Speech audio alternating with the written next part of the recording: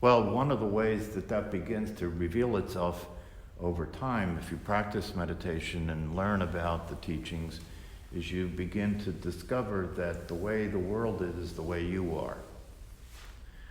That what you see is saying more about you than it is what it seems like it's saying about what you're seeing. And that, when you look at that in terms of the way the world is, it's not very easy to see it there, but you can see it in more simple things. For example, in this class over time, it's been the case often that people will make comments about the things that happen here when we're practicing. Sounds from outside the room, the temperature of the room, what goes on in the mind, and they will describe those things as distractions, that they describe those things as the reasons why I can't meditate. But obviously, when you examine it, it can't be the case that there is any objective truth about that, because if it were the case that some sound that was occurring was a distraction, then all of us would be distracted. And if it was the case that what was outside of us or inside of us was really objectively true as a distraction, then part of the practice of meditation would involve isolating yourself as much as possible from anything that could distract you, and then that wouldn't work because it would leave you with the distractions that are occurring internally that you can't get away from. So what there is to see about what we call a distraction is that it says more about you than it does about what's happening, because your interpretation of the sound is that it's a distraction. And when you interpret something to be what you perceive it to be, it exists for you as that. That's a very important thing to get. When you interpret something to be a perception that you consider to be true, even though it's not true, it will exist for you as that. And the heart of the matter when it comes to that is that all of us interpret ourselves to be a body. We learn that. It's the collective conditioning of a human being. All of us interpret ourselves to be a person. We learn that. And this is a group interpretation. It's a matter of agreement among all of humanity. So it's stronger than just the idea that something's a distraction. It's much more, it has a lot more magnetic draw than that. And that's why when we talk about these teachings and we practice meditation, and you have glimpses of freedom, when you're sitting here, you may at times have a sense of just the stillness of it all, the quiet of it all, the peace of it all, the freedom of being, the lightness of being.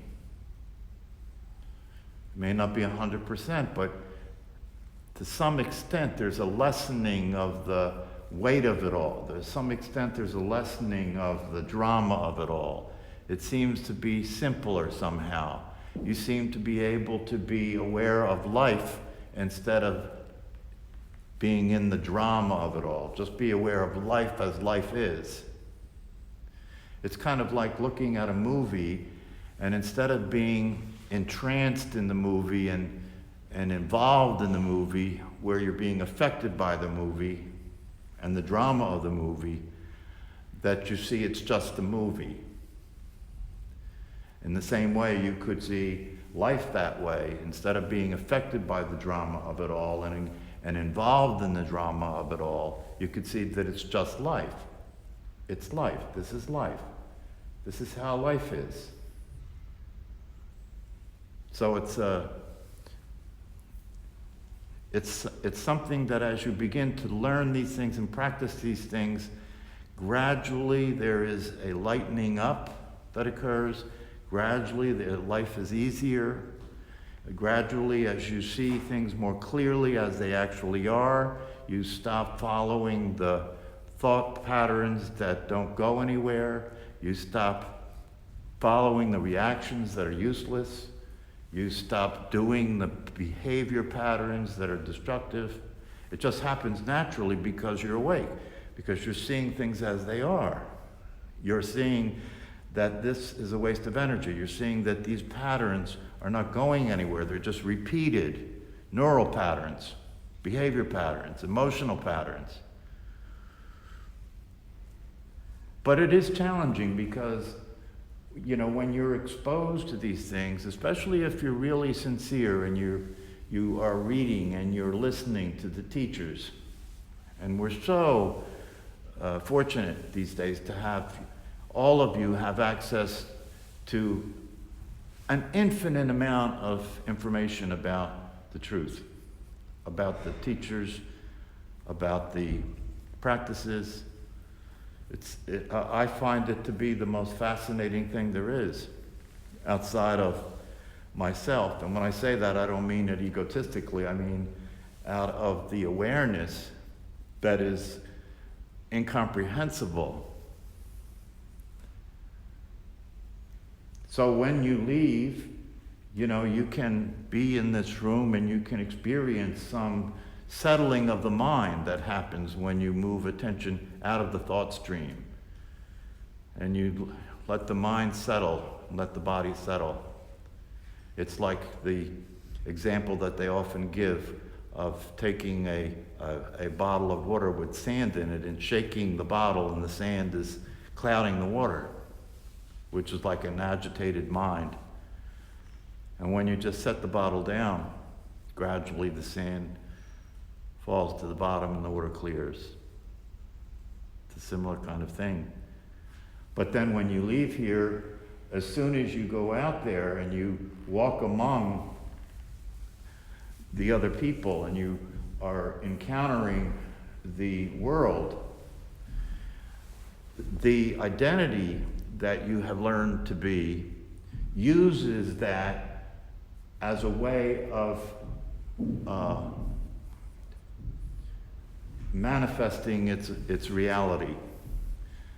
This is the problem. This is the big hit. This is the big hitch. This is the reason Paul Hederman is one of my favorite teachers, is because he sees the big hitch. He sees the big trick that you have to recognize and you have to get free from. One of the ways he talks about it is you don't have to get out of something you're not in.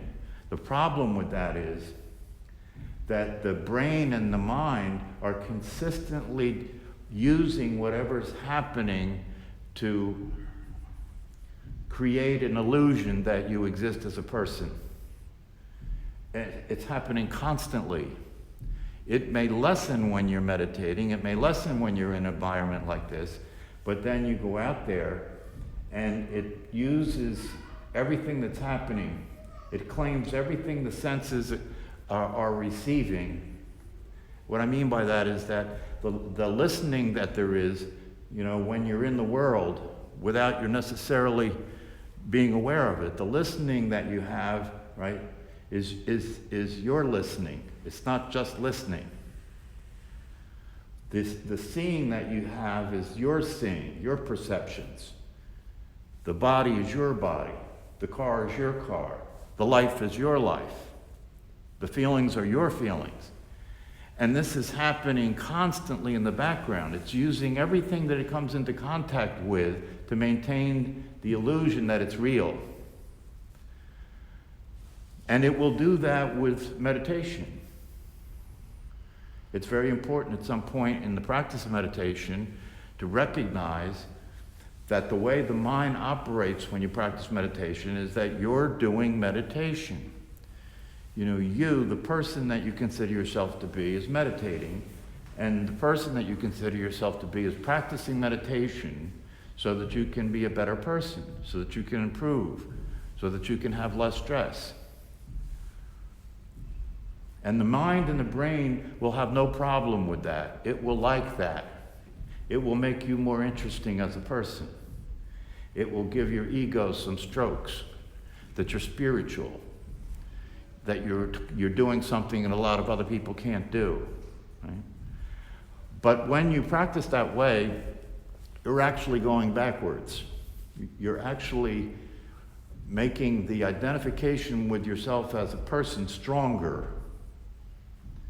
And so that's the hitch. That's what you got to get over. That's the thing that you have to start to see clearly and consistently. As Paul Hederman says, you can't experience the truth of yourself by trying to see who you are from who you're not. And that's the way it goes for most people when they begin this process, without them necessarily realizing you're trying to see who you are from who you're not. And from who you're not, trying to see who you are is a very confusing situation, because you keep looking and you can't see anything.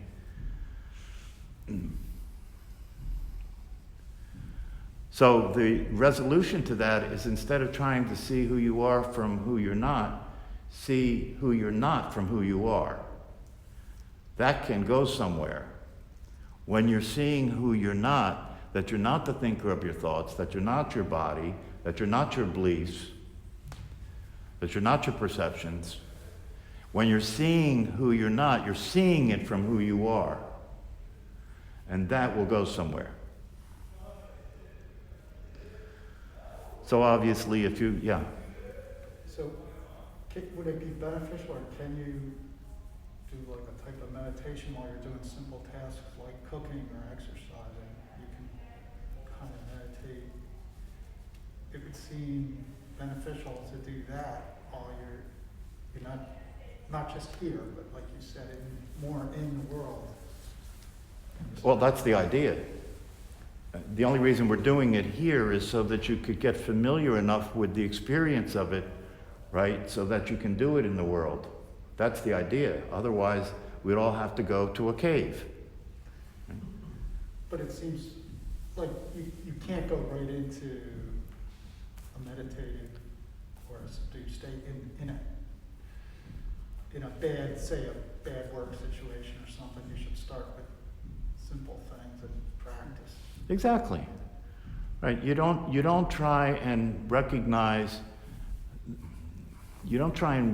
what's going on when you're in a rage, when you're in that kind of strong emotional experience. Practice with small annoyances. And then eventually you can wake up when you're angry.